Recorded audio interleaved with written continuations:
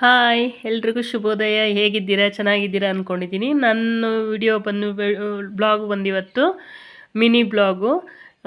ನಾನೊಂದು ಸ್ನ್ಯಾಕ್ಸ್ ಮಾಡಿ ಸ್ನ್ಯಾಕ್ ಅಂದರೆ ಬುರ್ಗ್ನಾಗೆ ನಾನು ಮಾಡಿ ತೋರಿಸ್ತಾ ಇದ್ದೀನಿ.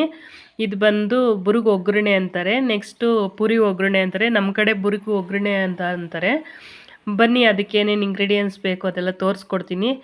ನನ್ನ ವಿಡಿಯೋ ಸಬ್ಸ್ಕ್ರೈಬ್ ಮಾಡ್ಕೊಳ್ಳಿ, ಶೇರ್ ಮಾಡ್ಕೊಳ್ಳಿ, ಸಪೋರ್ಟ್ ಮಾಡಿ, ಲೈಕ್ ಮಾಡಿ. ನಿಮ್ಮೆಲ್ಲರ ಸಹಕಾರ ನನಗೆ ಬೇಕು. ಬನ್ನಿ ಏನೇನು ತೊಗೊಂಡಿದ್ದೀನಿ ಅಂತ ತೋರಿಸ್ತೀನಿ. ಮೊದಲಿಗೆ 2 ಲೀಟ್ರು ನಾನು ಪುರಿ ತೊಗೊಂಡಿದ್ದೀನಿ. ಗಟ್ಟಿ ಪುರಿನೇ ಆಗಬೇಕಿದು. ನಮ್ಮ ಕಡೆ ಜಾಸ್ತಿ ಬುರುಗು ಅಂತಾರೆ, ಅದಕ್ಕೆ ನನ್ನ ಬುರುಗು ಬಂದುಬಿಡುತ್ತೆ. ನೆಕ್ಸ್ಟ್ 1 ಬೌಲು ಕಡಲೆಪಪ್ಪು ತೊಗೊಂಡಿದ್ದೀನಿ.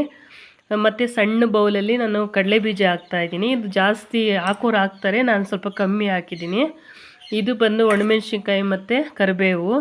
ಇದು ಜಜ್ಜಿಟ್ಕೊಂಡಿರೋ ಬೆಳ್ಳುಳ್ಳಿ. ಇದು ಬೆಳ್ಳುಳ್ಳಿ ಆದ ನಂತರ ಉಪ್ಪು ತೊಗೊಂಡಿದ್ದೀನಿ ರುಚಿಗೆ. ಬನ್ನಿ ನಾವು ಗ್ಯಾಸ್ ಮೇಲೆ ಪಾತ್ರೆ ಇಡೋಣ. ಪಾತ್ರೆ ದಪ್ಪ ಪಾತ್ರೆನೇ ಇಡಬೇಕು, ತಳ ಸೀದ್ಬಿಡುತ್ತೆ. ಇದು ಸಿಮ್ಮಲ್ಲೇ ಒಗ್ಗರಣೆ ಮಾಡ್ಕೋಬೇಕು. ನಾನೊಂದು 5ರಿಂದ 6 ಸ್ಪೂನು ಎಣ್ಣೆ ಹಾಕ್ಕೊಂಡಿದ್ದೀನಿ. ಎಣ್ಣೆ ಕಾಯಿದ ನಂತರ ಸಾಸಿವೆ ಹಾಕ್ಕೊಂಡು ಚೆನ್ನಾಗಿ ಕಾಯಬೇಕು. ಸಾಸಿವೆ ಹಾಕ್ಕೊತಾ ಇದ್ದೀನಿ.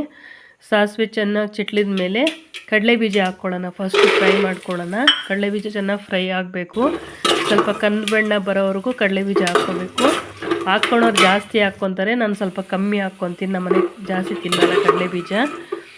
ಹೊರಗಡೆ ಎಲ್ಲ ತಿನ್ನೋದಕ್ಕಿಂತ ನಾವು ಮನೆಯೊಳಗೆ ಟೇಸ್ಟಿ ಒಳಗೆ ಮಾಡ್ಕೊಂಡು ಹೋಗೆಲ್ಲ ಟೂರಿಗೆ ತೊಗೊಂಡೋಗ್ಬೋದು. ಒಣಮೆಣ್ಸಿನ್ಕಾಯಿ ಮತ್ತು ಕರಿಬೇವು ಹಾಕ್ತಾಯಿದ್ದೀನಿ.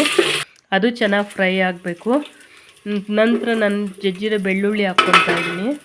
ಬೆಳ್ಳುಳ್ಳಿನೂ ಅಷ್ಟೇ ಚೆನ್ನಾಗಿ ಫ್ರೈ ಆಗಬೇಕು. ಕರಿಬೇವಿನ ಸೊಪ್ಪು ನಾವು ಹಾಕಿದಷ್ಟು ಟೇಸ್ಟು ಮತ್ತು ಹೆಲ್ತ್ಗೂ ಒಳ್ಳೆಯದದು.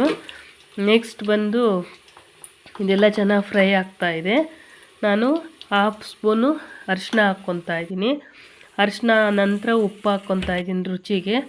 ನೆಕ್ಸ್ಟ್ ಲಾಸ್ಟಲ್ಲಿ ನಾನು ಕಡಲೆ ಪಪ್ಪು ಹಾಕ್ಕೊತಾ ಇದ್ದೀನಿ, ಯಾಕಂದರೆ ಅದು ಮೆತು ಬಂದುಬಿಡುತ್ತೆ. ಲಾಸ್ಟಲ್ಲಿ ನಾನು ಬುರುಗು ಅದ್ರೊಳಗೆ ಹಾಕ್ತೀವಿ ಅನ್ನೋ ಹಾಗೆ ಹಾಕ್ಕೋಬೇಕು. ಇನ್ನು ನಾವು ತಕ್ಷಣವೇ ಬುರ್ಗ್ ಹಾಕ್ಕೊಬಿಡ್ಬೇಕು. ಅದಕ್ಕೆ ನಾನು ಆ ಬುರುಗು ನಾನೆಲ್ಲ ಕ್ಲೀನ್ ಮಾಡ್ಕೋಬೇಕು. ಕ್ಲೀನ್ ಮಾಡಿಟ್ಟಿರೋ ಬುರುಗು ಹಾಕ್ತಾಯಿದ್ದೀನಿ. ಇದನ್ನು ಚೆನ್ನಾಗಿ ಮಿಕ್ಸ್ ಮಾಡ್ಕೋಬೇಕು. ನೀವು ಪ್ಲೇಟ್ ಮುಚ್ಚಾದರೂ ನೀವು ಮಿಕ್ಸ್ ಮಾಡ್ಬೋದು, ಇಲ್ಲಾಂದರೆ ಸ್ಪೂನಲ್ಲೇ ಮಿಕ್ಸ್ ಮಾಡ್ಕೋಬೋದು. ತುಂಬಾ ಟೇಸ್ಟಿ ಇರುತ್ತೆ, ತುಂಬ ವೆರೈಟಿ ಚೆನ್ನಾಗಿರುತ್ತೆ. ಮನೆಗೂ ಬ್ರೇಕ್ಫಾಸ್ಟ್ ಕೊಡ್ಬೋದು, ಕಾಫಿ ಟೈಮಲ್ಲಿ ತಿನ್ಬೋದು. ನೆಕ್ಸ್ಟು ಎಲ್ಲನ ಸ್ಟೋರೀಸ್ ಅದು ಒಲ್ಟಾಗಿ ಇದು ಮಾಡಿಕೊಂಡ್ರೆ ತುಂಬಾ ಒಳ್ಳೆಯದು. ಹೊರಗಡೆ ಎಷ್ಟು ದಿನ ಆಗಿರುತ್ತೋ ಪಾಕೆಟ್ಗಳು ಮಾಡಿ ಅದು ತಿನ್ನೋದಕ್ಕಿಂತ ನಮ್ಮ ಮನೆಯೊಳಗೆ ಹೆಲ್ತಿ ಒಳಗೆ ಮಾಡ್ಕೊಂಡು ತಿನ್ನಿ. ನನ್ನ ವಿಡಿಯೋ ಇಷ್ಟ ಆದಲ್ಲಿ ಶೇರ್ ಮಾಡಿ, ಲೈಕ್ ಮಾಡಿ, ಸಪೋರ್ಟ್ ಮಾಡಿ.